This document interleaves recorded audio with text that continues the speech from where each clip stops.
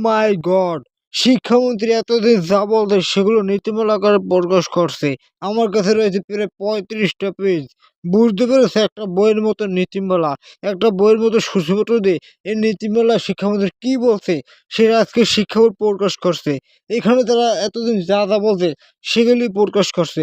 যেমন কোনো শিক্ষার্থীকে চেক করা ছাড়া কেন্দ্রে ঢুকতে দেওয়া হবে না। নাম্বার ২, প্রত্যেকটি কেন্দ্রে সিসি ক্যামেরা থাকতেই হবে।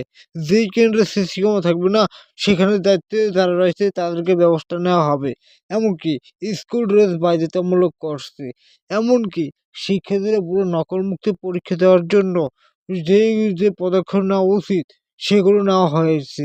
এমনকি কোনো শিক্ষার্থী বাথরুমে গিয়ে ২ মিনিটের বেশি থাকতে পারবে না। এরকম বহু নীতিমালা প্রকাশ করছে। একটা কথা বলে রাখছি, শিক্ষামন্ত্রী এতদিন যা বলছে সেগুলো আজকে বাস্তবে তারা নীতিমালা করে পুরো লিখে বোর্ডের ওয়েবসাইটে প্রকাশ করে দিয়েছে। তাই সাবধান হ ভাইয়া। নিজে পড়ো, এখনো সময় আছে ৮ থেকে ১০ দিন। তুমি রিভিশন দাও। রিভিশন দিলে ইনশাআল্লাহ ভালো একটা রেজাল্ট করতে পারবা।